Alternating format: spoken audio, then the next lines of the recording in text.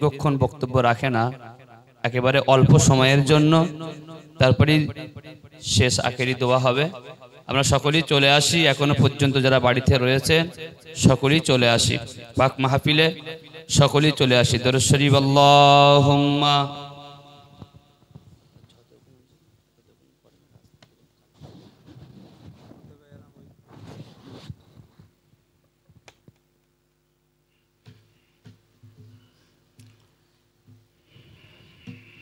السلام عليكم ورحمة الله وبركاته.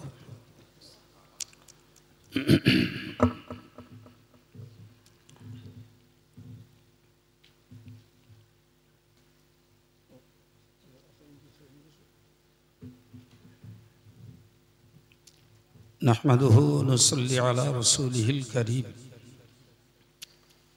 أما بعد فأعوذ بالله من الشيطان الرجيم. يا أيها الذين آمنوا صلوا عليه وسلموا تسليما. اللهم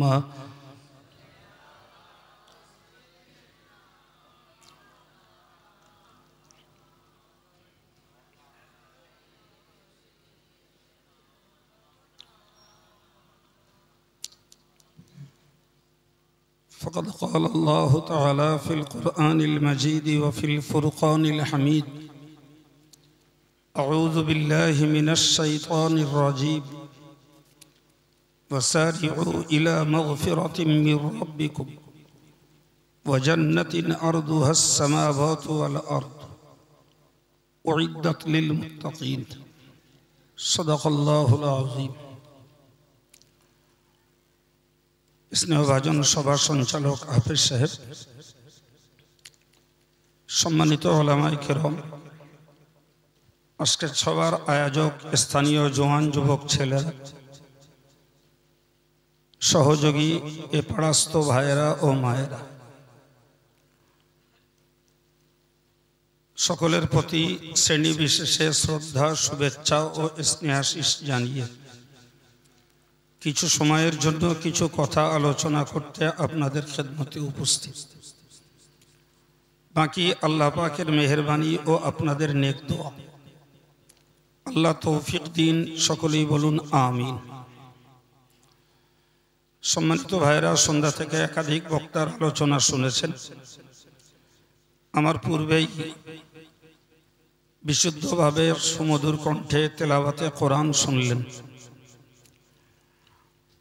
যে কোরআন শোনার খাঁটি নিয়ত থাকলে তাতেও সওয়াব পাওয়া যায়, কিন্তু তার থেকে অনেক উন্নত হলো যে কারি সাহেবের কেরাত শুনে নিজেদের অন্তত কোরআন পড়ার প্রতি আগ্রহটা দেখানো। যারা কোরআন পড়তে পারি না তাদের কোরআন শেখার প্রতি মনোযোগটা বাড়ানো। আজকের দেশে কেরাত নিয়ে আলাদা একটা পাঠ শুরু হয়েছে, তো সেখানে কোথাও কেরাত সম্মেলন হচ্ছে, কোথাও কেরাত প্রতিযোগিতা হচ্ছে, কোথাও হয়তো একটা জলসায় একটা সময় একটা কারি সাহেবকে দিয়ে কেরাত পড়ানো হচ্ছে। মূলত কোরআন তেলাওয়াত করা, করানো, শোনা সার্বিকভাবে ভালো, এতে সন্দেহ নেই। কিন্তু আমার সমাজ, মুসলিম কমিউনিটি যদি এরা নিজেরা কোরআন পড়তে শিখত অন্তত এই আগ্রহে, তাহলে সেটা হতো আমাদের জন্য আরো সুফল। কিন্তু আমরা কারি সাহেবদের কেরাত শুনতে যত ভালোবাসি, নিজেরা একটু কোরআন পড়ার ব্যাপারে সবাই আগ্রহটা দেখাই না। এটা নিশ্চিত আমাদের জন্য একটা চরম ঘাটতি। ভুল বলছি মনে হচ্ছে নাকি? হ্যাঁ, তো আমাদের সকলের একটু মনোবৃত্তি তৈরি করতে হবে। যারা কোরআন পড়তে পারি দৈনিক জীবনে একটু তেলাওয়াত করব, যারা পড়তে পারি না একটু কোরআন তেলাওয়াতটুকু ইনশাল্লাহ শিখব। কি একটু নিয়ত করা যাবে? হ্যাঁ না বলেন? আমার যেটা মনে হয়েছে সমাজে ঘুরে ঘুরে যে আমাদের গার্জিয়ানগুলো মেয়েগুলোকে কোরআন পড়ায়, বিয়ে দিতে হবে তাই। আর ছেলেদেরকে কোরআন পড়ার প্রতি কোনো আগ্রহ দেখায় না। আচ্ছা ভাই, সত্যিকারের যদি সওয়াবের আশায় কোরআন পড়ানো হয় তাহলে তো খুব সহজে ভাবতে হয় ছেলেটা যে আব্বার, মেয়েটাও সেই আব্বার। তো মেয়েটা কোরআন পড়ে নামাজ পড়ে সে জান্নাতি হবে, ছেলেটা কোরআন হারা হয়ে জাহান্নামে যাবে, এটা কি কোনো বাপের বিচার হলো? কি এই দুরবস্থা কেন? আমি অবাক হয়ে যাই। আমরা তো দেশে প্রচুর মডেল মাদ্রাসা চালাই, তার আগে চলতো আমাদের দেশে কেবল একটি মক্তব। তো মক্তবগুলোতে যারা দায়িত্বে থাকতো তাদের দেখা যেত যে কোনো প্রকারে তেগড় বগড় করে ঠেংড়ে মুংড়ে একটু কোরআন পড়িয়ে দিত। বিশ্বাস করুন, আমাদের ঘরের বউগুলোরে যদি একটু পরীক্ষা করা যায়, তা আমি অন ক্যামেরায় বলছি, 100টা মেয়ে ছেলে হাজির করলে 90টা কোরআন শুদ্ধ না। টেনে টুনে শতকরা গোটা 10 হয়তো শুদ্ধ পড়তে পারে, বাকি ভুল ভাল উল্টো পাল্টা পড়ে। বিশ্বাস হয় আমার কথা? হ্যাঁ, শুকরিয়া আল্লাহর, অন্তত এই অল ইন্ডিয়া সুন্নতুল জামাতের মডেলিং ব্যবস্থাপনা চালু করে অন্তত শুদ্ধ কোরআন তেলাওয়াতটা বাচ্চাগুলো শিখছে। এখন যদি আমাদের গ্রামে যে সমস্ত মক্তবগুলো রয়েছে, এই মক্তবগুলোতে যদি আমরা একটু দায়িত্ব নিতাম, তাহলে মনে হয় আমরা মক্তব আকারে রেখেও আমাদের বাচ্চাগুলোকে শুদ্ধ কোরআন পড়াতে পারতাম। আর যদি মডেলে পরিবর্তন করতে পারি তাহলে সেটি আরো উন্নত হতো। জি, তো আমি আপনাদেরকে প্রসঙ্গটাকে সামনে রেখে খুব ছোট্ট করে দু একটা কথা বলি। আচ্ছা বলুন তো, খুব শুনেছি জীবনব্যাপী যে পৃথিবীর একটি মাত্র কিতাব যার নাম আল কোরআন, এই কিতাবের প্রথম বার্তা ছিল পড়ো, ইকরা, পড়ো। জিবরিল আমিন আলাইহিস সালাম রাসূল করিম সাল্লাল্লাহু আলাইহি ওয়াসাল্লামের সকাশে প্রথম যেদিন এলেন, তিনি তখন গারে হেরা পাহাড়ের গুহায় ছিলেন, যাকে আমরা বলি গারে হেরা, যেটা কোরআন নাজিলের প্রথম স্থল। তো জিবরিল এলেন, এসে রাসূলকে লক্ষ্য করে বললেন, ইকরা, পড়ো। প্রিয় নবী বললেন, মা আনা বিকারইন, আমি পাঠক নই, পড়া আমার কাজ নয়, আমি পড়তে জানি না। সাফ বলে দিলেন। আর এটাই বাস্তব, কারণ যিনি হবেন বিশ্ব নবী, তিনি ইতিপূর্বে কিছু পড়বেন, কিছু শিখবেন, কাউকে গুরু বলবেন, কোন কিতাব পড়বেন। ভাই, তাহলে তিনি যাকে গুরু বলবেন সেই লোকটা এই মানুষটাকে ইন ফিউচারে নবী বলে মেনে নেবেন, এটা খানিকটা অযৌক্তিক। কি, যে কারণে সুদীর্ঘ 40 বছর পর্যন্ত আমার আল্লাহ আমার নবীকে রেখেছিলেন নিরক্ষর। আক্ষরিক জ্ঞান নবীর ছিল না, কোনটা আলিফ বলে কোনটা বে বলে নবী জানতেন না, অথচ মাতৃভাষা আরবি। আরে বাবা, ওরাম লোক তো আমাদের গ্রামেও যথেষ্ট রয়েছে, যারা স্কুলের চৌকাটা ডিঙায়নি, তাদের একটা বর্ণ পরিচয় খুলে দিয়ে বলেন, বলো দিন এইটা কি, তো বলবে একটা গোল মতন কিছু, তারপরের ডা তাও এরম বলবে। আসলে তো অক্ষরের সঙ্গে পরিচয় নেই তার, অথচ সে মানুষটা বলো মাতৃভাষা তার বাংলা। আছে না নাই? আরে দেশময় ভর্তি রয়েছে এখনো। আমরা শিক্ষায় যত উন্নতি ঘটাই না কেন, এক অংশ মানুষ যথেষ্ট পরিমাণে এখনো পর্যন্ত নিরক্ষর রয়েছে। আমাদের দেশের সরকার বিগত কয়েক বছর হলো সাক্ষরতার অভিযান চালালো। সাক্ষরতার অভিযান চালিয়ে ভিটি এমটি করে কত সেকশন খুললে, শেষ পর্যন্ত দেখা গেল খাতার টাল পড়ে রয়েছে, কলমগুলো পড়ে রয়েছে, স্কুলগুলো ছাগল চড়তেছে না, কেউ সেখানে বসবাস করতেছে। এই হ্যাঁ না বলেন জি, তাদের কাছে কাগজ আর কলম দিলে জি নিপ থাকলে তো ভেঙেই যেত, যেহেতু ডট পেন ভাঙে না, কাগজ ছেড়ে। তার মানে কি, সাক্ষরতা অর্জন করতে পেরেছে। কথা বলছেন না কেন? পেরেছে। হ্যাঁ, সাক্ষরতা অর্জন করার পরেও তো আজকের জমির দলিল লিখতে গিয়ে টিপ দিতে হচ্ছে। হ্যাঁ, এত লেখাপড়া শিখে লাভ কি হলো রে? এত যে লেখাপড়া শিখালি বাবা, আগে 1 আঙ্গুলের টিপ দিতে তো এখন 10 আঙ্গুলের টিপ নিচ্ছে, তারপরেও জমি চিটিংবাজি হচ্ছে। হচ্ছে না, হয় না? জি, এখন বলা যায় না আগামীতে পুরো বডি ছাপ নাই কিনা। জমি জিত গেলি সারা দেহে কালি মেখে কাগজের শুয়ে ভর্তি হবে। অবাক কাণ্ড, এত সাক্ষরতার অভিযান চালিয়েও আর শিক্ষার এত উন্নতি ঘটিয়েও জমির দলিল লিখতে যে টিপ দেওয়া বন্ধ হয়নি। কেন? ফিঙ্গারপ্রিন্ট ভিন্ন ভিন্ন, তাই আপনার ফিঙ্গারপ্রিন্টের সঙ্গে আমার ফিঙ্গারপ্রিন্ট মিলবে না। অতএব সেই ফিঙ্গারপ্রিন্ট দিয়ে জমি লিখলে আর জোট চুরিটা হবে না। উতি এক জমি 3 বার বিক্রি হবে। ভুল বলছি বলেন? হ্যাঁ, এই তো বাস্তব অবস্থা। সম্মানিত ভাইরা আমার, তাহলে দেশে সাক্ষরতার অভিযান চালিয়েও মানুষকে সই করানো শেখানো যায়নি, এখনো যথেষ্ট ঘাটতি আছে, যথেষ্ট। আমি যেটা বলছিলাম, প্রিয় নবী সাল্লাল্লাহু আলাইহি ওয়াসাল্লামকে জিবরিল যখন বললেন পড়ো, রাসূল বললেন মা আনা বিকারিন, আমি পাঠক নই, আমি পড়তে জানি না। এখন বলুন, আমাদের দেশে ঘরে ছেলে মেয়েরা যদি লেখাপড়া না শেখে, নিঃসন্দেহে সেটা দোষ। হ্যাঁ না বলেন? আমাদের ছেলে মেয়েদের লেখাপড়া না শেখানোটা দোষ, আর আমার নবীর লেখাপড়া শেখাটা ছিল দোষ। পার্থক্যটা মাথায় নেন, বুঝিয়ে দেওয়ার দায়িত্ব আমার। জি, ওই হাফেজ সাহেব বললো না হুজুর বেশিক্ষণ হজ করে না, তার মানে হুজুর ফাঁকি মারে না, ওই জন্য বেশিক্ষণ বকে না। যা বকে ছেঁকা বকা বকে, আর সময় খাওয়ায় না, হজ টেনে লম্বাও করে না। মাপা ভাষায় কথা বলি, অল্প সময় যথেষ্ট। ভুল বললো মনে হচ্ছে? 1000টা হজ বের করেন, কাইম সাহেবের হজের পরিবর্তন নেই। উঠবো, আলোচনা করব, যতক্ষণ পারবো বলবো, শেষ। প্রিয় ভাই আমার, কোরআন বলছে মা কুনতা তাতলু মিন ক্বাবলিহি মিন কিতাব। আল্লাহ বললেন নবী, এই কোরআন নাজিল হওয়ার পূর্বে তুমি কোনো কিতাব পড়তে জানতে না। ওয়ালা তাখুতুহু বিয়ামিনিক, তুমি তোমার ডান হাত দ্বারা লিখতেও পারতে না।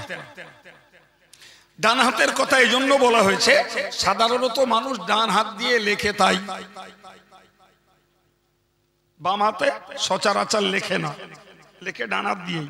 আল্লাহ বললেন তুমি কোরআন নাজিলের পূর্বে পড়তেও জানতে না, লিখতেও জানতে না। যদি আমি তোমারে এই কোরআন দেওয়ার পূর্বে লেখাপড়া শেখাতাম, ইজাল্লার তাবাল মুবতিলুন, তাহলে বাতিলপন্থী যারা, বিরোধী যারা, তোমার শত্রু যারা, এক কথায় বলতো মুহাম্মদ শিক্ষিত ব্যক্তি, ফলে মাতৃভাষা আরবি, এই কোরআন নিজে নিজে বানিয়েছে, প্রবন্ধ পদ্য নিজে তৈরি করে ছড়িয়ে দিচ্ছে, আর বলছে এটাই কোরআন শরীফ। কিন্তু তুমি যেহেতু লেখাপড়া জানো না, ওই কথাটা বলার ওই বাতিল পন্থীদের আর সুযোগ নাই। সুবহানাল্লাহ হবে না? তাহলে কি প্রমাণ হলো বলেন দিন? আমাদের লেখাপড়া না শেখাটা দোষ, আর আমার নবীর লেখাপড়া শেখাটা ছিল দোষ। প্রমাণ হয়েছে না হয়নি? প্রমাণ হয়েছে না? জি। এখন যে মুহাম্মদ জীবনে একটা বই পড়িনি, যে মুহাম্মদ জীবনে কাউকে গুরু বলিনি, জি, সেই মুহাম্মদ যখন বলছে মানুষের কাছে ইকরা বিসমি রাব্বিকাল্লাযী খলাক, তোমরা পড়ো ওই প্রভুর নাম নিয়ে যিনি সৃষ্টি করেছেন। সুবহানাল্লাহ বল। এই কথা তো আরব সাম্রাজ্যে ইতিপূর্বে কেউ বলেনি। খলাকাল ইনসানা মিন আলাক, তিনি সৃষ্টি করেছেন জমাট রক্ত থেকে। সুবহানাল্লাহ। ইকরা ওয়া রাব্বুকাল আকরাম, পড়ো ওই প্রভুর কথা যিনি মহাসম্মানিত। এই কথাটা আরবে ইতিপূর্বে কেউ বলেনি। আল্লাযী আল্লামা বিল কলম, যিনি কলম দ্বারা মানুষকে জ্ঞানী বানিয়েছেন, কলম দ্বারা মানুষকে শিখিয়েছেন, কলমের বিনিময়ে মানুষকে পণ্ডিত্য অর্জন করিয়েছেন। কি গো ভাই, তাই কলম যেটা দিয়ে আমরা লিখি এটা বলো আধুনিক বিজ্ঞানের তৈরি না রে বাপ। যে সৃষ্টির শুরুতে আল্লাহ কলম বানিয়েছেন, আউয়ালু মা কাতাবা বিল কালামি ওয়া হুয়া ইদ্রিস, সারা পৃথিবীতে সর্বপ্রথম কলম দিয়ে লিখেছেন নবী আদমের ঘনিষ্ঠ ছেলে হযরত নবী ইদ্রিস আলাইহিস সালাম। সুতরাং কলম দ্বারা আজকের শিক্ষিত বুদ্ধিজীবীরা লেখে না, কলম দ্বারা প্রথম লিখেছেন হযরত নবী ইদ্রিস। সুবহানাল্লাহ বলেন। এই পাঁচটা কথা জিবরিল আমিন আমার নবীকে প্রথম শুনিয়ে দিলেন হেরা পাহাড়ের গুহায়। এই পাঁচটা কথা, পাঁচটা আয়াত। কিন্তু রসুল প্রথম বলছিলেন আমি পড়তে পারি না। জিবরিল রসুলকে কাছে ধরলেন, বুকে চেপে ধরে ছেড়ে দিলেন, দিয়ে বললেন পড়ো। নবী আবার বললেন আমি পড়তে পারি না। আবার বুকে চেপে ধরলেন, ছেড়ে দিলেন, বললেন পড়ো। বললেন আমি পড়তে পারি না। আবার চেপে ধরলেন, ছেড়ে দিলেন, বললেন পড়ো। আলহামদুলিল্লাহ, নবী আমার গড়গড় করে পড়তে শুরু করলেন। আর ওই পড়া যখন রসুল শিখে গেলেন, এবার এসে যাদের কাছে বললেন তারা স্তম্ভিত হয়ে গেল, চোখ দাঁড়িয়ে গেল, ব্রেন তাদের কাজ করছিল না। এ তো আমাদের সেই মোহাম্মদ, জীবনে লেখাপড়া শিখিনি, কাউকে গুরু বলিনি, জীবনে কলম ধরিনি, অথচ মোহাম্মদ কি বলছে? পড়তে বলছে। কি বলছে? পড়তে বলছে। আবার বলছে পড়ো ওই আল্লাহর নামে, ওই রবের নামে যিনি সৃষ্টি করেছেন। আবার বলছে যিনি সৃষ্টি করেছেন জমাত রক্ত থেকে। আবার বলছে ওই রব মহা সম্মানিত। আবার বলছে যিনি কলম দ্বারা শিখিয়েছেন। এই কথাগুলো মোহাম্মদের বাপেরা রয়েছে, চাচারা রয়েছে, চাস্তো ভাইরা রয়েছে, আরব প্রদেশে আরো অনেক অনেক বুদ্ধিজীবী, জ্ঞানী, পণ্ডিত, কবি, গায়ক অনেকেই রয়েছে। এই কথাগুলো আজ অবধি কারোর মুখ থেকে বার হয়নি। ফলে তাদের টেনশন বেড়ে গেল যে এ তো মোহাম্মদের বার্তা নয়, এ তো মোহাম্মদের রচিত নয়, এ তো মোহাম্মদ নিজে নিজে বানাতে পারে না। সুবহানাল্লাহ। আমার রাসূল যদি আগে থেকে লেখাপড়া শিখতেন তাহলে ওরা এক চান্সে ছাপ মেরে দিত মুহাম্মাদের মাতৃভাষা আরবি, নিজে শিক্ষিত, ফলে আরবি বাক্য রচনা করে ওইটাই বলে দিয়েছে আল্লাহর কালাম, ওইটাই কোরআন। কিন্তু ওই কথা বলার ফাঁক ফোকর আল্লাহ রাখেননি। এ ছেলেরা একটু বুঝতে হবে বাপ, একটু মাথায় নিতে হবে। আমার নবীকে আল্লাহ কোরআন দিলেন, দিয়ে বললেন ওয়া আনজালনা ইলাইকা যিকরা লিতুবাইয়িনা লিন-নাস। এই নবী, তোমার কাছে কোরআন দিয়েছি, তুমি ওইটাকে মানুষের কাছে বর্ণনা করো, মানুষের কাছে। তাহলে রাসূল বুঝে নিলেন যে কোরআন আমার নিজের জন্য নয়, নিজের জীবন গড়ার জন্য নয়, নিজের শুধু পড়ার জন্য নয়, নিজের শুধু আমল করার জন্য নয়, এটা মনুষ্য জাতির কাছে আমাকে ছড়িয়ে দিতে হবে। দায়িত্ব। আল্লাহ বললেন তুমি এইটাকে মানুষের কাছে ছড়িয়ে দাও। কি হবে তাহলে? লাআল্লাহুম ইয়াতাফাক্কারুন। মানুষ এই কোরআনকে বুঝে, কোরআনের ভার্সনটাকে বুঝে তারা ভাববে, তারা চিন্তা করবে, তারা গবেষণা করবে কোরআনে কি আছে, কি কোরআন চাইছে, মানুষকে কোরআন কি বানাতে চাইছে, এই কোরআনের ধারা বিবরণী থেকে বুঝতে পারবে। ভাইরা আমার, এর থেকে প্রমাণ হয় যে কোরআন শুধু পড়ার জন্য নয়। অত্যন্ত দুঃখজনক কথা, আমরা পড়াটাও পারি না, তার মিনিং এবং এক্সপ্লানেশন, তার অর্থ আর ব্যাখ্যা এ বোঝা তো অনেক দূর, মূলত টানা পড়তেও পারি না। ঠিক না ভুল? অভাব কাটিয়ে উঠতে হবে, অভাব কাটিয়ে উঠতে হবে। জি, সব নেব, পড়তে হবে। আল্লাহ পাকের নবী বলেছেন মান ক্বারাআল কুরআনা হারফান ফালাহু আশারু হাসানাত। যে লোকটা কোরআন পড়বে তার জন্য রয়েছে একটা অক্ষরে 10টা নেকি। আবার বললেন লা আকুলু আলিফ লাম মিম হারফুন। আমি মুহাম্মদ বলি না যে সূরা বাকারার প্রথম অংশ আলিফ লাম মিম, এই বাক্যটা এই বাক্যটা একটা অক্ষর বলি না, ওয়ালাকিন আলিফু হারফুন ওয়া লামু হারফুন ওয়া মিমু হারফুন। ফলে যে ব্যক্তি আলিফ লাম মিম এইটুকু উচ্চারণ করবে এক মুহূর্তে 30টা নেকির মালিক হয়ে যাবে। তাহলে কোরআন তেলাওয়াত একটা সওয়াব জোগাড়ের উত্তম কিতাব, সওয়াব কামাই করার একটা শ্রেষ্ঠ গ্রন্থ হলো কোরআন। দুঃখজনক কথা, যে কোরআনের প্রথম শব্দ হলো পড়ো, ভাই দুঃখ এখানটায়, আমার ঘরের ছেলেরা মেয়েরা এরা বাংলা ভাষায় ব্যুৎপত্তি অর্জন করেছে, এরা ইংরেজি পড়তে শিখেছে, এরা হিন্দি পড়তে শিখেছে, এরা ইংরেজি পড়তে শিখেছে, এরা বিষয় ভিত্তিক ইতিহাস পড়তে শিখেছে, ভূগোল পড়তে শিখেছে, বিজ্ঞান পড়তে শিখেছে, এরা পদার্থ বিজ্ঞান শিখেছে, এরা জীব বিজ্ঞান শিখেছে, এরা উদ্ভিদ বিজ্ঞান শিখেছে, এরা নববিজ্ঞান শিখেছে, এরা ভূবিজ্ঞান শিখেছে, এরা প্রাণীবিদ্যা শিখেছে। এদের শেখা হয়নি কোরআনটা। সত্যি বললাম না মিথ্যা বললাম? এটা কি মনের কাছে স্ট্রাইক করে না?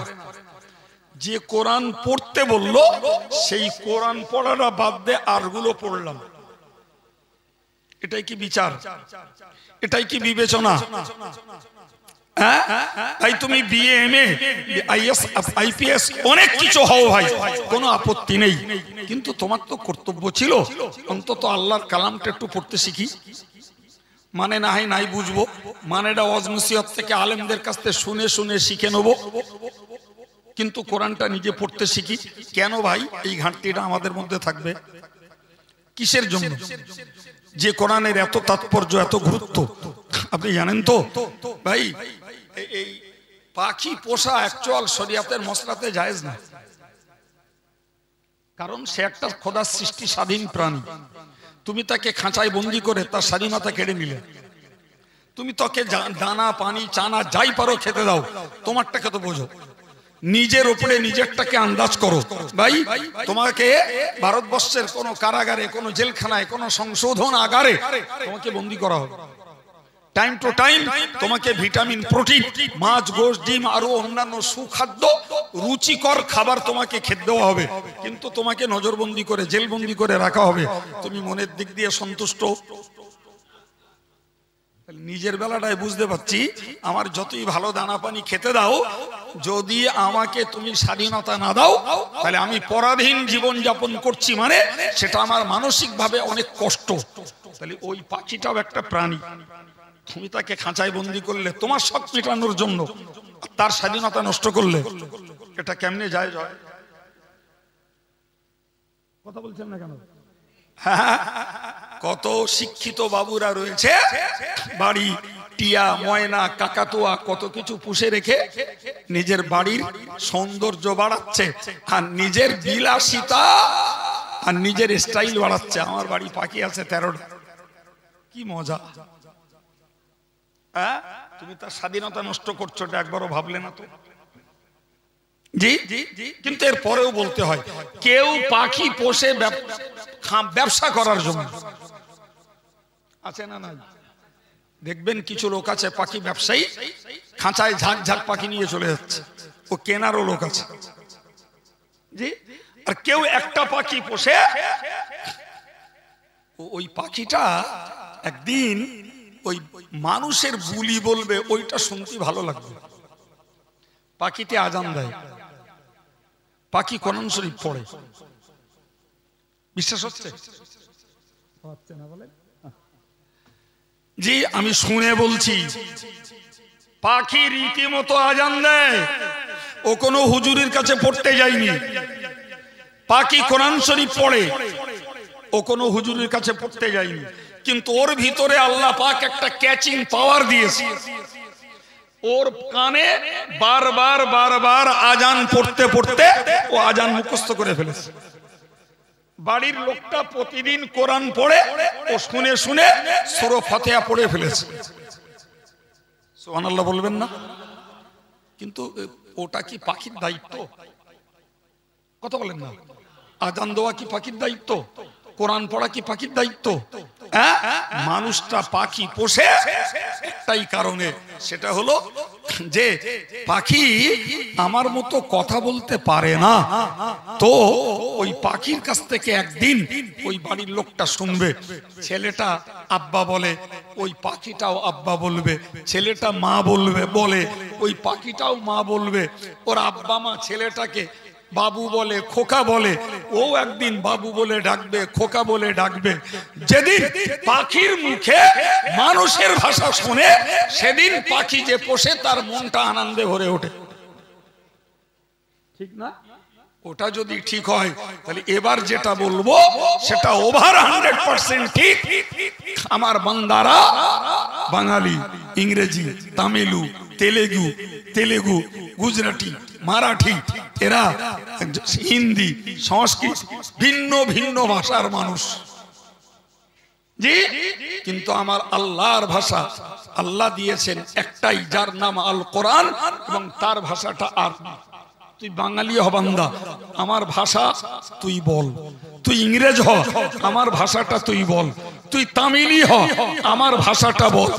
যেদিন তুই যদি পাখির কাছে তোর ভাষা শুনে খুশি হোস, আমি আল্লাহ তোর মুখ থেকে আমার কোরআনের ভাষা যেদিন শুনবো, সেদিন আমি আল্লাহ তোর প্রতি খুশি হয়ে যাব।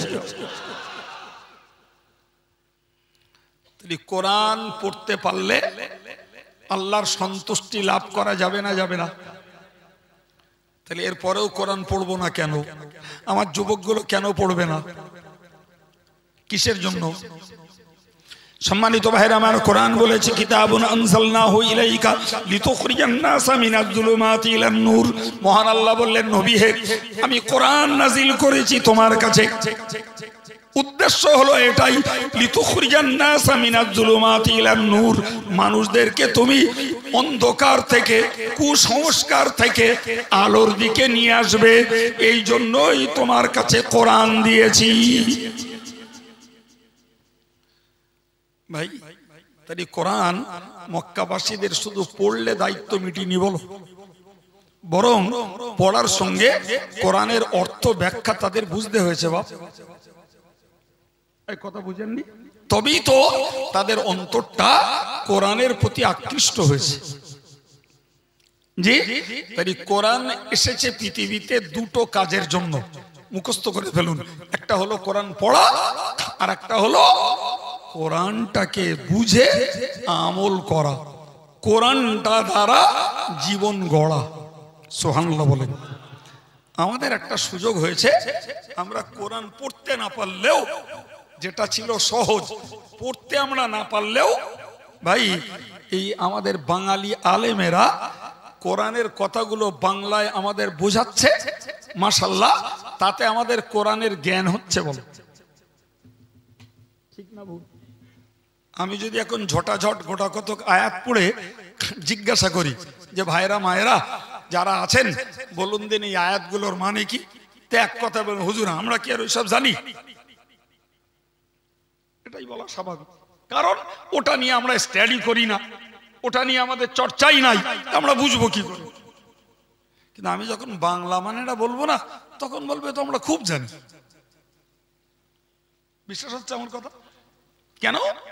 আলেমদের কাছ থেকে শুনে রেখেছি।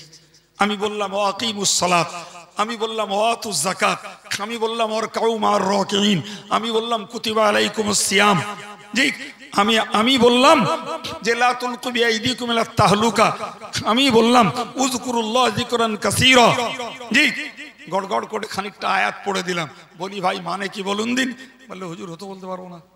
আমি বলছি এবার যে তোমরা নামাজ কায়েম করো, তোমরা যাকাত আদায় করো, তোমরা জমাতের সঙ্গে নামাজ পড়ো, তোমরা কোনোদিন নিজেকে ধ্বংসের দিকে ঠেলে দিও না, তোমাদের জন্য রোজা রাখা ফরজ করা হয়েছে, তোমরা রোজা করো, তোমাদের জন্য সকাল সন্ধ্যায় জিকির করতে বলা হয়েছে, তোমরা বেশি করে জিকির করো। বলে হুজুর এ তো খুব জানি আমরা। আলহামদুলিল্লাহ বলেন। জেনেছেন কোত্থেকে? এইরকম ওয়াজের মজলিসে বসে যোগ্য আলেমেরা কোরআনের কথা বলেছে, ওখান থেকে জ্ঞানটা পেয়েছি, কিন্তু কোনটার মানে যে কি সেটা ধরে রাখতে পারিনি, শুধু বাঙালি হিসাবে বাংলার মানেটা বুঝেছি। অথচ এই মানে আর ব্যাখ্যা বোঝাটা ছিল কঠিন। সেই কঠিনটা ওয়াজ নসিহতের ভিতর দিয়ে আলহামদুলিল্লাহ সহজ হয়ে গেছে। আর যেটা ছিল সহজ সেইটা হয়ে গেছে আমাদের কাছে, সেটা কি সহজটা কি? পড়া। আল্লাহ বলেছেন ওয়ালাকাদ ইয়াসসারনাল কুরআনা লিযিকরি ফাহাল মিন মুদ্দাকির। আমার আল্লাহ একবার না, কোরআন শরীফের 27 পারার সূরা কমারের ভিতরে 4 বার বলেছেন আমি আল্লাহ কোরআনটাকে উপদেশ গ্রহণের জন্য সহজ করে দিয়েছি। তো উপদেশ গ্রহণ করতে গেলে পড়তে হবে, তবে তো সহজ হবে। তো যাই হোক, কি ওয়াজ করতাম ঠিক করে উঠিনি, কারি সাহেব কোরআন পড়ে নেমে গেল জি, আর আমার মনটা সেই দিকে গেল। আমি আপনাদেরকে উৎসাহিত করতে চাচ্ছি বাবু, একটু কোরআনটা আমরা পড়তে শিখি। জানেন কোরআন পড়লে কলব নরম হয়, কোরআন পড়লে দিলটা নরম হয়ে যায়, কোরআন পড়লে দিলের পাপের পর্দা দূরীভূত হয়ে যায়। ভাই কোরআন যদি পড়ি শয়তান কাছে সহজে ঘেঁষতে পারে না। ভাই কোরআন পড়লে পড়ে আল্লাহর প্রতি মহব্বত পয়দা হয়। কোরআন পড়লে পড়ে ফেরেশতারা যে ঘরে পড়া হয় সেই ঘরকে হেফাজত করে, যে পড়ে তাকে হেফাজত করে। জোরে বলুন সুবহানাল্লাহ। ভাই কোরআন পড়লে পড়ে রুজিতে বরকত হয়, কোরআন পড়লে পড়ে দৈনিক জীবনে ভাই বালা মুসিবত থেকে বাঁচা যায়, কোরআন পড়লে পড়ে কবরের আযাব থেকে বাঁচা যায়, কোরআন পড়লে পড়ে জান্নাতে উঁচু জায়গা লাভ করা যায়। লাভ একরকম, এই একরকম বললাম আমি লাভ, ইহকালের লাভ পরকালের লাভ। আজকে দেখছেন না কত মানুষ ডেভেলপমেন্টের জন্য, জি উন্নতির জন্য, রোজগার বাড়ানোর জন্য শরীয়তের বাউন্ডারি ছাড়িয়ে কত অবৈধ পথে কামাই করছে। এই করে না করছে জি। আগে মদ্দা লোকে সুদ খেত, এখন মেয়ে লোকেও খাচ্ছে। এই দেখ, আমি যেন জঙ্গলি কথা বললুম, ঠিক বলছি না ভুল বলছি? আগে পুরুষে সুদ খেত, এখন মহিলারাও খাচ্ছে জি। ভাই হাদিস শরীফে এসেছে রাসূলুল্লাহ বলেছেন যে মানুষগুলো নামাজ পড়ে আর প্রতিদিন এশার নামাজের পরে একবার করে কোরআন শরীফের সূরা ওয়াকিয়া তেলাওয়াত করে, 27 পারার 3 রুকু বিশিষ্ট একটি সূরা, এই সূরাটি যারা প্রতিদিন রাত্রি একবার করে তেলাওয়াত করে রাসূলুল্লাহ বলেছেন আল্লাহ পাক তাদের জীবনে কখনো রুজির উন্নতির অভাব রাখবেন না।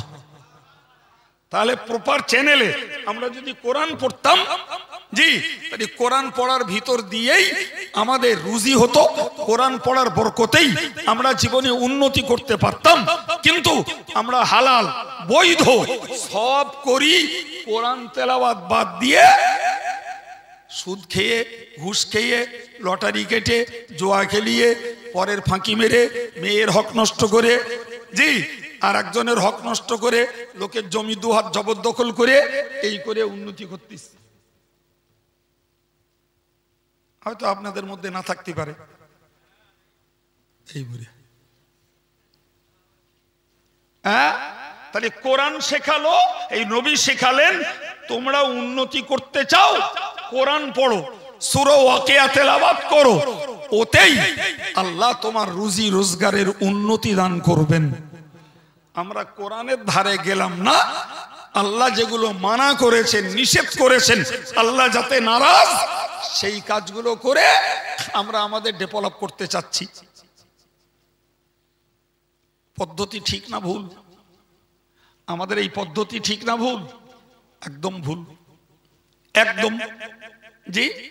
ভাই তো আমি এই জন্য বলছিলাম কোরআনে রয়েছে ইহকালের উপকার, পরকালের উপকার জি। ভাই হাদিস পাকে এসছে একজন সাহাবী নবীর কাছে গেলেন, যে বলছেন ইয়া রাসূলুল্লাহ আমি অমুক জায়গায় তাঁবু স্থাপন করে রাতের বেলা শুয়েছিলাম একটা জায়গায়, তো রাতের বেলা শুয়েছি, তো শুয়ে শুনতে পাচ্ছি মাটির ভিতরে কে যেন পড়ছে কারা সূরাতুল মুলক হাত্তা খতমাহা। লোকটা পড়ছে বিসমিল্লাহির রহমানির রহিম তাবারাকাল্লাযী বিয়াদিহিল মুলক ওয়া হুয়া আলা কুল্লি শাইইন কাদির আল্লাযী খালাকাল মাউতা ওয়াল হায়াতা লিয়াবলুয়াকুম আইয়ুকুম আহসানু আমালা ওয়া হুয়াল আজিজুল গফুর। তো এই লোকটা পড়া শুরু করলো, সূরা শেষ পর্যন্ত পড়লো। আমার আর রাত্রি ঘুম হলো না। কি গো, না হওয়াই স্বাভাবিক। পড়ার আওয়াজ কোত্থেকে পাচ্ছে? মাটির নিচে থেকে। সাহাবী নবীর কাছে যে বললেন ব্যাপারটা, তো নবী শুনিই বললেন হিয়াল মানিয়াতু ওয়াল মুনজিয়া। মানে কি, এই সূরাটি আযাব থেকে প্রতিরোধকারী এবং কবরের মুর্দাকে আযাব থেকে নাজাত দানকারী।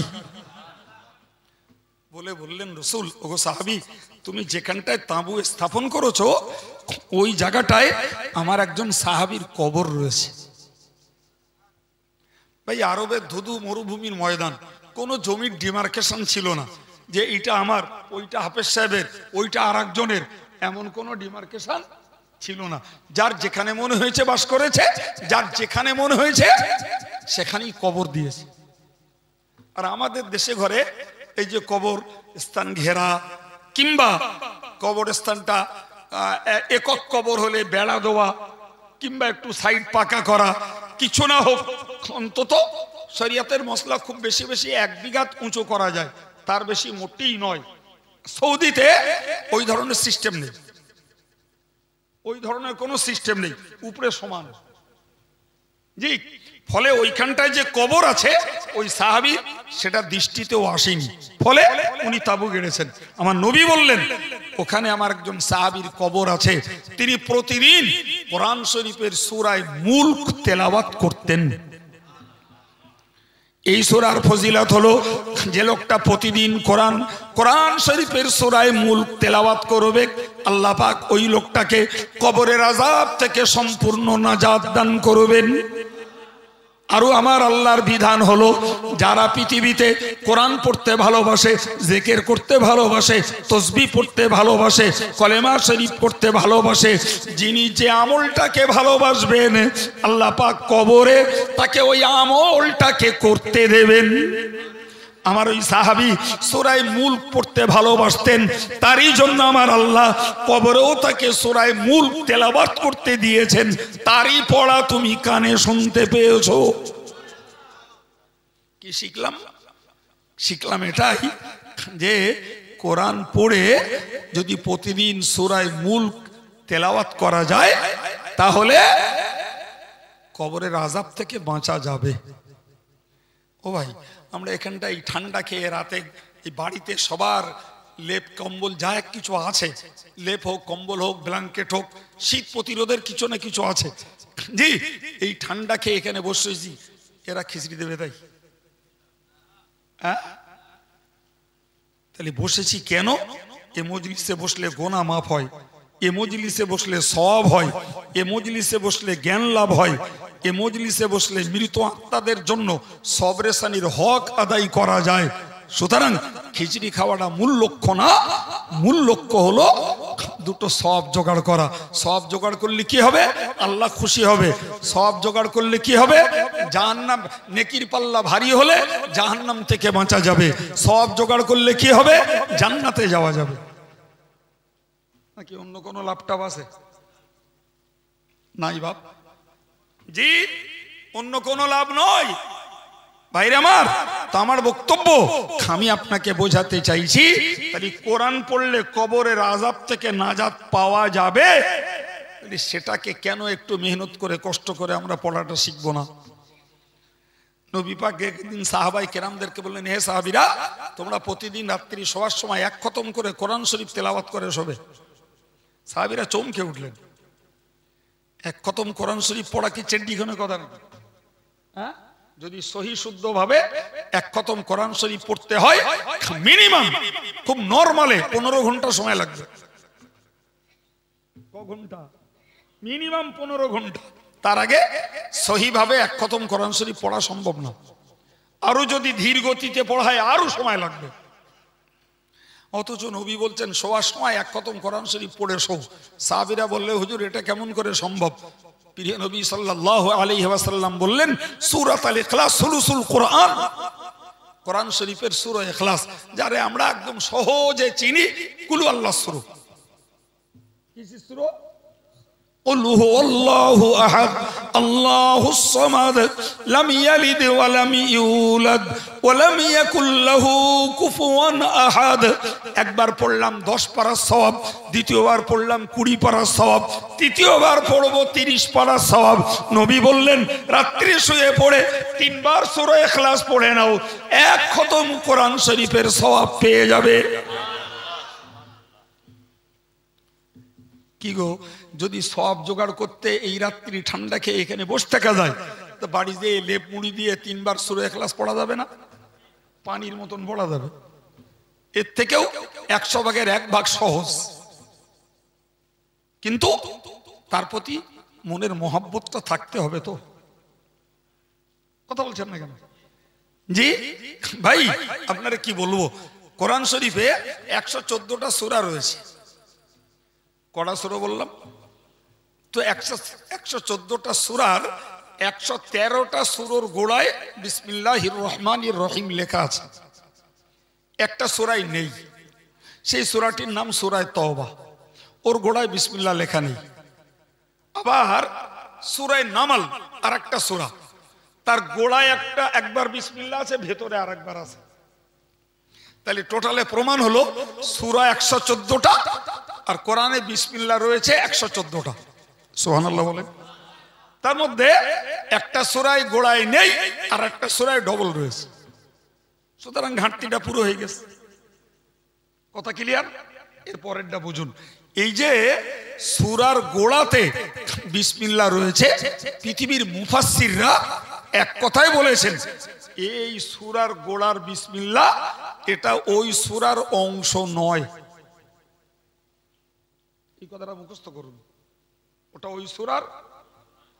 যদি তাই হতো তাহলে আমাদেরকে নামাজের তাহরিমা বেঁধে সানা পড়ে এবার পড়তে হতো বিসমিল্লাহির রহমানির রহিম আলহামদুলিল্লাহি রাব্বিল আলামিন আর রহমানির রহিম। তো কই সূরা ফাতিহার আগে কেউ বিসমিল্লাহ পড়ে কেরাত শুরু করে? এরকম আস্তে পড়ে, ওটা সুন্নাত, কেরাত না। ওটা কি? ওটা যদি কেরাত হতো তাহলে আলহামদুলিল্লাহ বলার আগে আলহামদু সূরার আগেও বিসমিল্লাহ লেখা আছে, তাহলে ওটাও কেরাতের সঙ্গে ধরে পড়তে হতো। কথা বোঝাতে পারিনি? হ্যাঁ প্রিয় ভাইরা আমার, তো আমি আপনাকে ওই কথাটাই বুঝিয়ে দিতে চাইলাম যে এই সূরার গোড়াগুলোতে যে বিসমিল্লাহির রহমানির রহিম লেখা আছে ওটা ওই সূরার অংশ নয়। তখন প্রশ্ন জাগবে, হুজুর তাহলে দোয়া কেন? মুফাসসিররা বলেছেন আল ফাসলু মা বাইনা সূরাতাইন, ওই আগের সূরা আর পরের সূরা, দুই সূরার মাঝখানে পার্থক্য করার জন্য বিসমিল্লাহ দেওয়া হয়। আমাদের এখন কোরআন শরীফে সূরার গোড়ায় একটু নকশা করা আছে, সূরাটা কোথায় নাজিল হয়েছে ওর মধ্যে লেখা আছে, এই সূরায় কটা রুকু আছে ওখানটায় লেখা আছে, এই সূরায় কটা আয়াত আছে ওটা ওখানটায় লেখা আছে। কিন্তু যখন কোরআন নাজিল হয়েছিল এসব কিচ্ছু ছিল না, এসব কিচ্ছু ছিল না। শুধু আগের সূরা শেষ, পরের সূরা শুরু করবে, মাঝখানে পার্থক্য করার জন্য বিসমিল্লাহির রহমানির রহিম পড়ার প্রথা ছিল। অতএব এইগুলো কোরআনের অংশ নয়। কিন্তু কোরআন শরীফের সূরা নামালের ভিতরে এক জায়গায় বিসমিল্লাহ আছে। সারা পৃথিবীর সমস্ত আলেম, মুহাদ্দিস, ফকিহ, মুফাসসির সবাই একমত ওটা অবশ্যই কোরআনের আয়াত, ওটা অবশ্যই কোরআনের আয়াত। ব্যাকগ্রাউন্ড কি ভাই বলতে গেলে সময় যাবে, তবু একটুখানি না বলে দিলে আপনাদের মন খড়বে না, তাই একটুখানি বলে দিচ্ছি। জানা থাকলে স্মরণ করুন, জানা না থাকে শিখে ফেলুন। জি, হযরত নবী সুলাইমানের দরবারে মানুষ, জিন, পশু পাখি সবাই থাকতো। তো ওনার দরবারে একটা কাঠঠোকরা পাখি থাকতো। কি পাখি বললাম? কোরআনে তার নাম বলা আছে হুদহুদ। তো একদিন উনি রাজদরবারে বসে দেখছেন হুদহুদ পাখিটা নেই। তিনি বললেন মালি, আমার কি হলো? লা আরাল হুদহুদ, আমি হুদহুদ পাখিটাকে দেখতে পাচ্ছি না কেন? আম কানা মিনাল গায়বিন, সে কি মোটে আসেনি না আমার নজরে পড়ছে না, কোনটা? বলি ওই তর্কে আবার বলে দিলেন। তিনি বলে দিলেন যে ওই পাখিটাকে পেলে আমি, ওই পাখিটাকে পেলে লাযবাহান্নাহু লাওয়াযিবান্নাহু, বিরাট শাস্তি দেব, অথবা লাযবাহান্নাহু, ওরে জবাই করে দেব, আও লায়াতিয়ান্নি বিসুলতানিন মুবিন, অথবা অ্যাবসেন্ট থাকার উপযুক্ত কারণ দেখাতে হবে। কটা কথা, ওরে দেখতে পাচ্ছি না, ও এসেছে আমার নজরে পড়ছে না, না মূলত আসেনি বলে বললেন যদি ও সত্যি না এসে থাকে তাহলে ও যখন আসবে ওরে আমি কঠিন শাস্তি দেবো, না হলে জবাই করিয়ে দেবো, না হলে ওর এই অনুপস্থিত থাকার কারণ দেখাতে হবে। পাখিটা পরক্ষণেই চলে এলো, এসে বললো হুজুর আমায় মারবেন না, আমি আপনাকে কারণ বলছি। আমি উঠতে উঠতে গেছিলাম একটা নতুন জায়গায়, জায়গাটির নাম সাবা। সেই জায়গার যিনি সম্রাজ্ঞী একজন মহিলা, তিনি, তার নাম বিলকিস, তিনি সেখানে রাজত্ব করেন। কিন্তু বড় আশ্চর্যের কথা হলো ওই দেশের লোকেরা সব সূর্যের পুজো করে। কার পুজো করে? হযরত নবী সুলাইমান রেগে আগুন হয়ে গেলেন যে আমার রাজত্বের পিরিয়ডে কোন প্রভিন্সে, কোন প্রদেশে সেখানকার নাগরিকেরা সূর্যের পুজো করবে, এটা তো বরদাস্তের বাইরে। এখন নবী সুলাইমানের বক্তব্য হলো যে এই হুদহুদ, তুই সত্যি বলিছিস না মিথ্যা বলিছিস আমি পরীক্ষা করতে চাই বলে উনি একটা চিঠি লিখলেন আর বললেন এই চিঠিটা নিয়ে ওই রাজদরবারে ফেলে দিবি, আর দিয়ে সাইডে দাঁড়া, ওই রাজদরবারের লোকেরা কি সলা পরামর্শ যুক্তি বুদ্ধি করে ওইগুলো শুনে এসে আমায় বলবি। জি, এর পরের কথা আর আপনাদের বলবো না, আমার প্রয়োজনটুকু এর মধ্যেই মিটে গেছে। সেটা কি? নবী সুলাইমান চিঠি লিখছেন, ইন্নাহু মিন সুলাইমান ওয়া ইন্নাহু বিসমিল্লাহির রহমানির রহিম আল্লাহ তাআলু আলাইয়া ওয়া আতুনি মুসলিমিন। চিঠি শুরু এবং শেষ। কি লিখলেন চিঠিতে? চিঠিতে লিখলেন ইন্নাহু মিন সুলাইমান, এই চিঠি সুলাইমানের পক্ষ থেকে। চিঠি লেখার এটা সুন্নত তরিকা, যদিও আজকের আর চিঠি লেখার যুগ শেষ হয়ে গেছে। জি, এই যন্ত্র আবিষ্কার হয়ে চিঠি লেখার পালা শেষ, তাই না বলেন না? জি, বড় জোর এক একটা অফিসিয়াল চিঠি এখনো ব্যবহার হয়, না হলে সব ওভার টেলিফোনে কাজ মিটছে। জি ভাই, তো নবী সুলাইমান লিখছেন যে এই পত্র সুলাইমানের পক্ষ থেকে, আমি পত্র লেখা শুরু করছি ওই আল্লাহর নামে যিনি অসীম দয়াল অতীব কৃপাবান। এই বাংলাটার মানে হলো বিসমিল্লাহির রহমানির রহিম। কথা মাথায় ঢোকাতে পেরেছি? মূল চিঠি এইটুকু, মূল চিঠি আল্লাহ তাআলু আলাইয়া, হে রানী বিলকিস খবরদার আমার প্রতি চড়াও হওয়ার চেষ্টা করো না, ও আতুনি মুসলিমিন, এই চিঠি পেয়ে অনুগত হয়ে আমার কাছে চলে এসো। চিঠি শেষ। কথা বোঝা গেল কি? হ্যাঁ, এখন এই চিঠিতে ছিল ওই বিসমিল্লাহ। সুবহানাল্লাহ বলেন। তামাম পৃথিবীর মুফতি, ফকিহ, আলেম, মুহাদ্দিস, মুফাসসির সবাই একমত যে সূরার গোড়ার বিসমিল্লাহ ওই সূরার অংশ নয়, কিন্তু এই সূরা নামালের ভিতরে যে চিঠিতে নবী সুলাইমান বিসমিল্লাহ লিখেছেন ওইটা আল্লাহর কাছে সমর্থিত, অবশ্যই কোরআনের আয়াত। আমি এই কমিনিট ধরে বকিছি, একটা কথা বোঝাবো তাই। জি, মুসলমানের বুড়ো বুড়ি ছোঁড়া ছুড়ি, জি সবাই বলো জানে বিসমিল্লাহির রহমানির রহিম। জানে না? একটা হাত তোলেন দিন। একটা একদম আল্টা মডার্ন ইয়াং ছেলে, পুরো আধুনিক যুবক, সেও বিসমিল্লাহির রহমানির রহিম বলো পড়তে জানে। অস্বীকার করবেন? হ্যাঁ, বুড়ো বুড়ো বাচ্চাগুলোও পড়তে জানে, তবে কারুর হয়তো একটু শুনতে ভালো লাগে, কারুর হয়তো একটু শ্রুতি কটু লাগে, ঠিকঠাক পড়তে হয়তো একটু ত্রুটি ঘটে, কিন্তু পড়তে জানে। আপনি জানেন এই বিসমিল্লাহির রহমানির রহিম এর মধ্যে রয়েছে 19টা অক্ষর। আমি এতক্ষণ বকিছি এই কথাটা বোঝাবো তাই। এ আগে প্রমাণ করিয়েছি বিসমিল্লাহ কোরআনের আয়াত। আর ওতে রয়েছে 19টি অক্ষর। এখন একটা অক্ষর পড়লে যদি 10টা নেকি হয়, তাহলে 19টা অক্ষর পড়লে 19 10 কে 190টা নেকি। কটা নেকি? হ্যাঁ ভাই, এবার একটু বলে দিন ভাই, যদি 100 বার পড়া হয় তাহলে 19,000 নেকি পাওয়া যাবে। কত হাজার? জি, হযরত ইমাম জালালউদ্দিন সিউতি লিখেছেন, যদি কেউ কোরআন শরীফের আয়াতের মানে জেনে পড়ে তার একটা করে অক্ষরে 20টা নেকি। পড়া নাকি? তাহলে যে লোকটা বিসমিল্লাহির রহমানির রহিমকে কোরআনের আয়াত বলে বিশ্বাস করে মানে জানে না, এমনি পড়বে, একবারে 190টা নেকি। আর মানেটা শিখে নিলাম, ওই আল্লাহর নামে শুরু করছি, যে আল্লাহ অসীম দয়াল অতীব কৃপাবান, উনি পাবেন এক মুহূর্তে 380টা নেকি। কটা নেকি?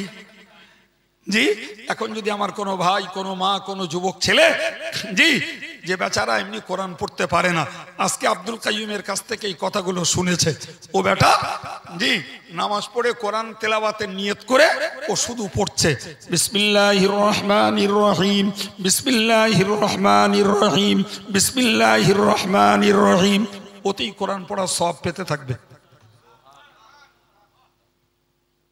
জি, আমি করজোড়ে নিবেদন করে বলবো, আমরা যারা নামাজি না ভাই, জি, তো আমরা নামাজে বলো যে কোনো ভাবে কিছু সূরা মুখস্থ করে পড়ি। বলো সূরা ফাতিহাটা মুখস্থ আছে, সূরা ইখলাস, সূরা কাউসার, ছোট ছোট সূরাগুলো নামাজি ভাইরা হয় নামাজ শিক্ষা পড়ে অথবা কারোর কাছ থেকে শুনে এগুলো মুখস্থ করে রেখেছে, কারণ নামাজে কেরাত পড়া ফরজ, ওটা বাদ দিয়ে নামাজ হয় না।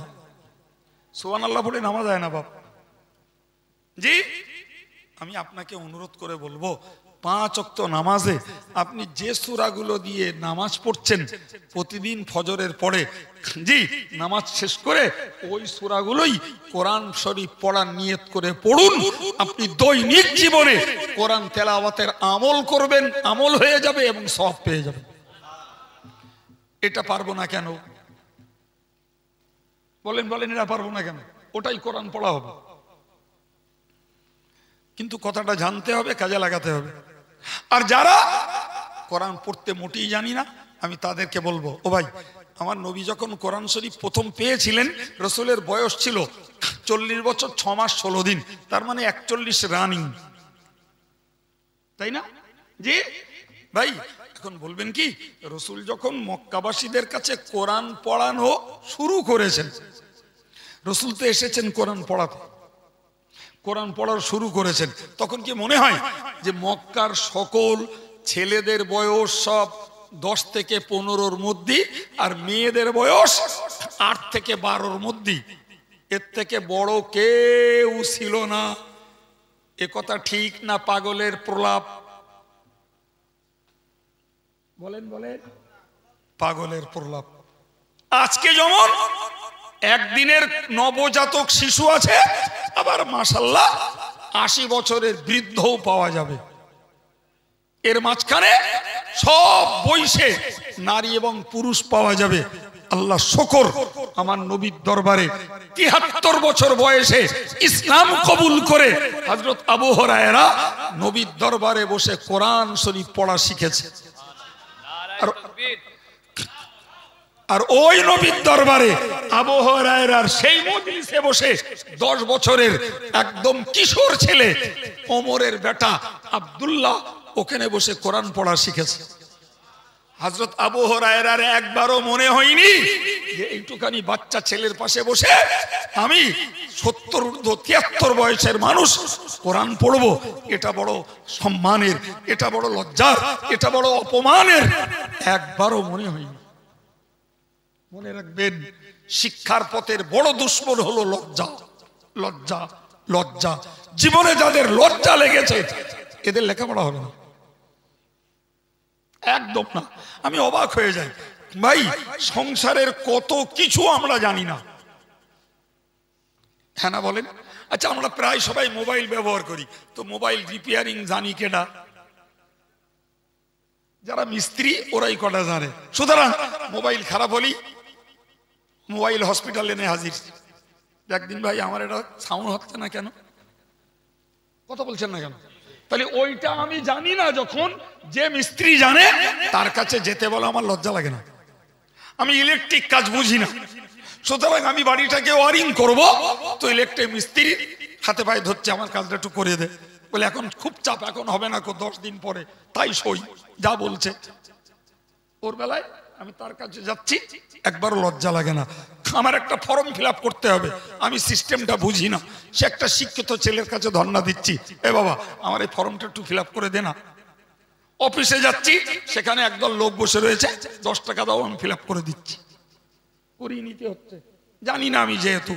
তাহলে এক কথাই বোঝাতে চাইছি, নারী বা পুরুষ যে কাজ সংসারের আমরা জানি না, যে জানে তার কাছ থেকে করতে একবারও লজ্জা লাগে না। এখন আমার মসজিদের ইমামের বয়স ধরে নেন 20 বছর কি 17 বছর, তার পিছনে নামাজ পড়া অবাধে জায়েজ, যেহেতু সে সাবালেগ হয়ে গেছে। আর আমি এখন সেই গ্রামের মাস্টার মশাই, MA BT, অথচ কোরআন জানি না কো। আর আমি চিন্তা করতেছি, ওইটুকানি ফসকে ছেলে ও তৌরির কাছে কোরআন শিখতে গেলে আমার সম্মান বাঁচে, তোমার ওই মূর্খ হয়ে কবরে যেতে হবে।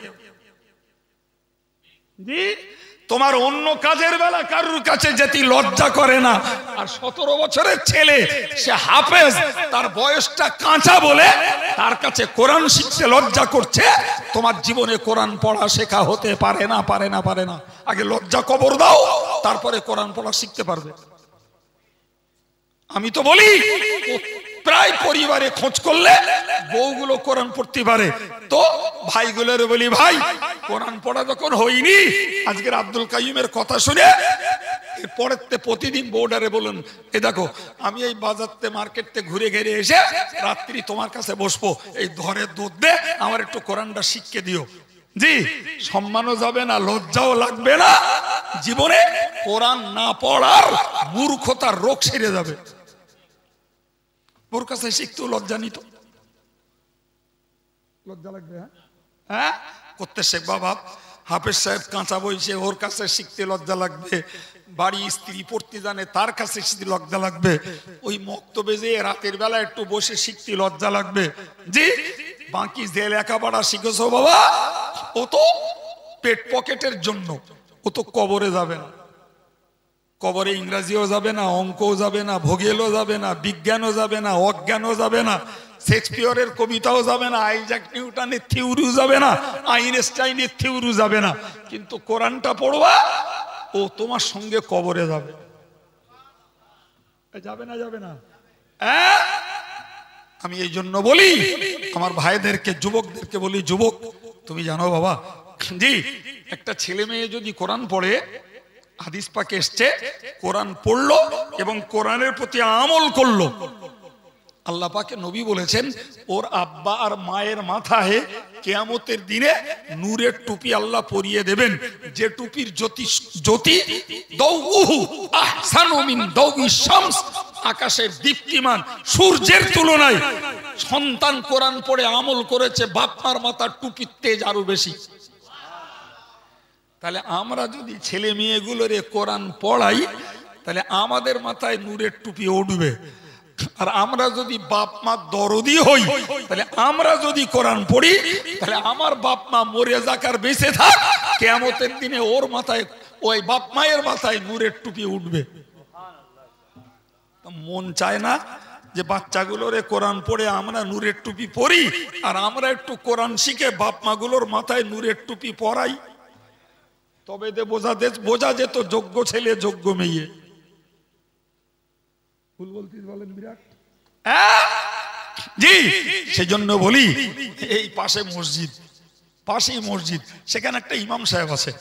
তো আমরা সন্ধ্যাবেলা চার দোকানে ঘটনা দে, টিভির দোকানে ঘটনা দে, ক্যারাম বোর্ডে ঘটনা দে, যদি সারাদিনে কাজের শেষে জি সন্ধ্যাবেলা যদি জনের দাম আদায় করতে হয়, কারোর জনের দাম দিতে হয়, দুটো বাজার করতে হয়, কি একটা চা খেতে হয়, খেয়ে দিয়ে চল ইমাম সাহেব রে ওখানে গিয়ে বসে গিয়ে যাই।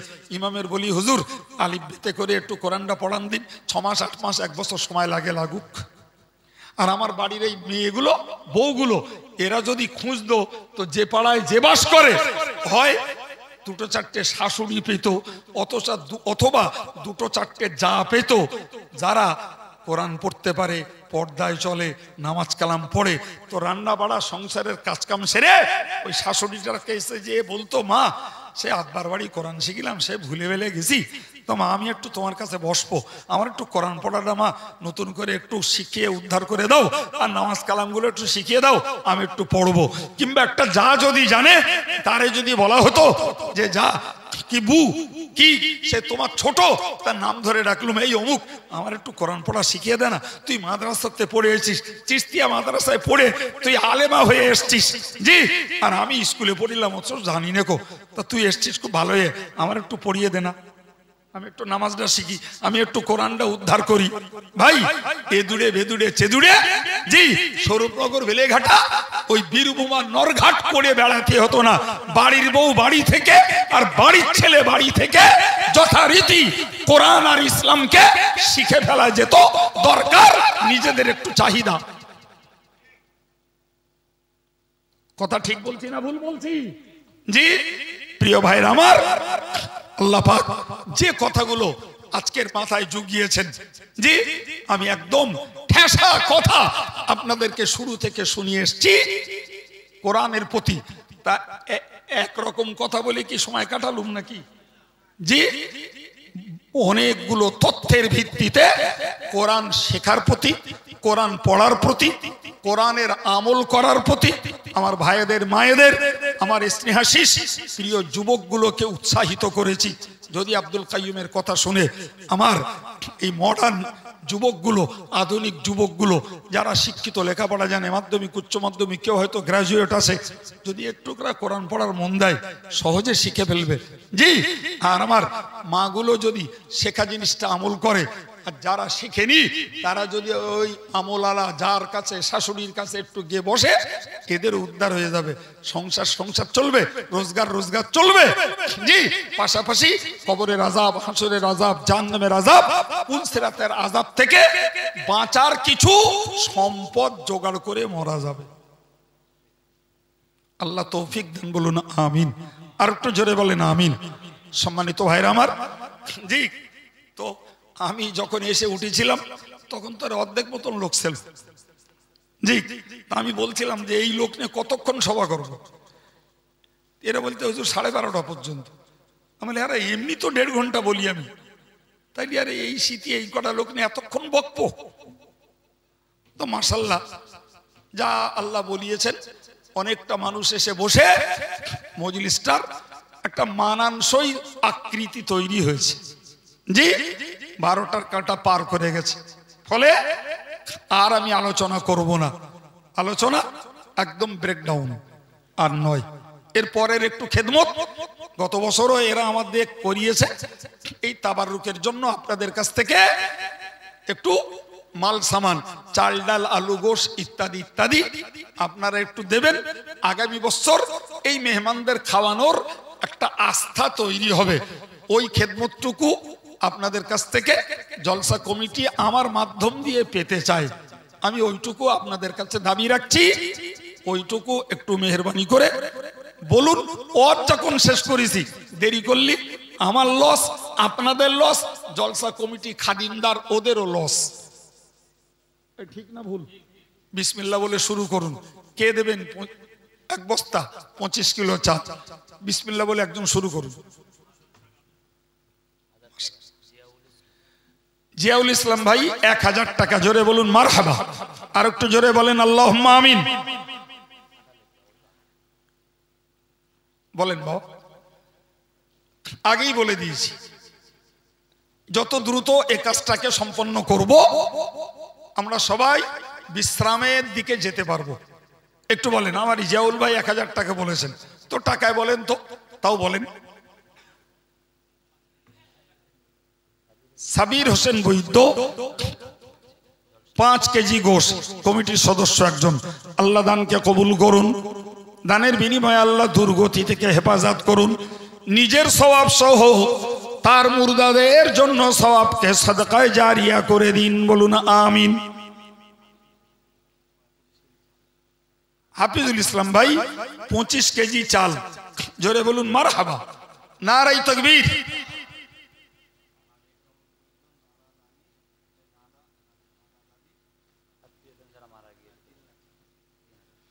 একরামুল বৈদ্য দাদা দাদি নানা নানি যারা তার পরিবার থেকে বিদায় নিয়েছেন তাদের রুহের মাগফিরাত এবং সওয়াবের জন্য 3000 টাকা দেবে, জোরে বলুন মারহাবা, নারায়ে তাকবীর।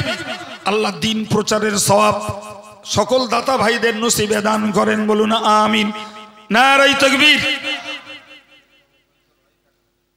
আচ্ছা আচ্ছা, একরামুল বৈদ্যের পরিবার তার স্ত্রী 1000 টাকা, জোরে বলুন মারহাবা, আর একটু জোরে বলেন আল্লাহুম্মা আমিন, নারায়ে তাকবীর।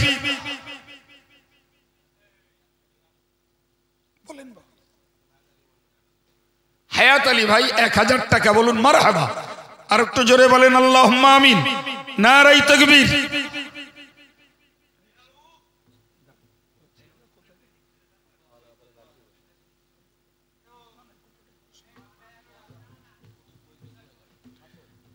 কুতুবউদ্দিন বৈদ্য 2000 টাকা, বলুন মারহাবা, আল্লাহ কষ্ট পায়।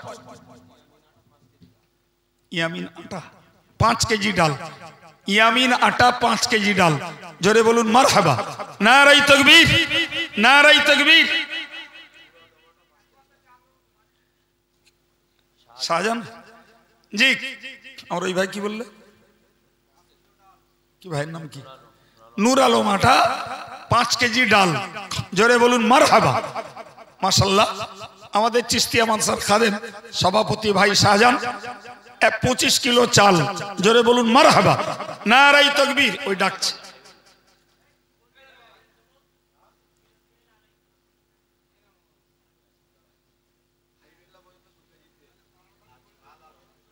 মাশাআল্লাহ। হাবিবুল্লাহ বৈদ্য একটি যুবক ছেলে 2 কিলো তেল দেবে এবং ঝাল আর হলুদ, এবারও দিয়েছে, আগামীবারও দেবে, বলুন মারহাবা।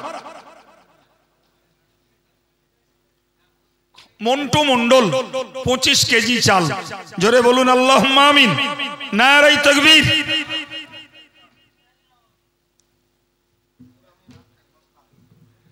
নুরামিন আটা 1 বস্তা আলু, জোরে বলুন আল্লাহুম্মা আমিন, আর একটু মন খুলে বলেন আল্লাহুম্মা আমিন, নারায়ে তাকবীর।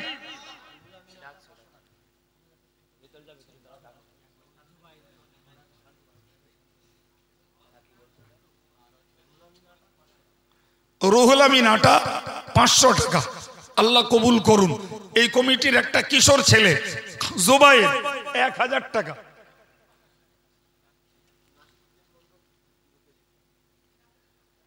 জুবাইরের নামে 1000 লেখা,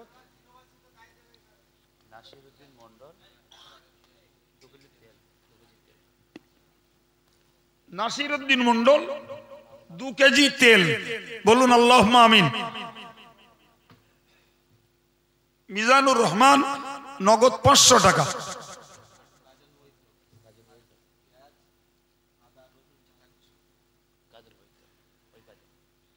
কাজল বৈদ্য, কাজল বৈদ্য তো আমি জানি না, কাজলই জানি, আজকে শুনলাম, যাক জি। পেঁয়াজ আদা রসুন দান, আল্লাহ কবুল করুন, বলুন আমিন, নারায়ে তাকবীর।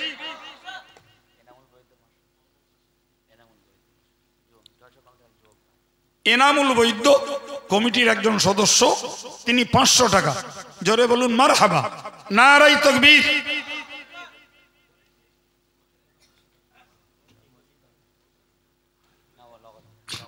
মাসুদ আটা নগদ 500 টাকা দিয়েছে, আল্লাহ কবুল করুন, বলুন আমিন।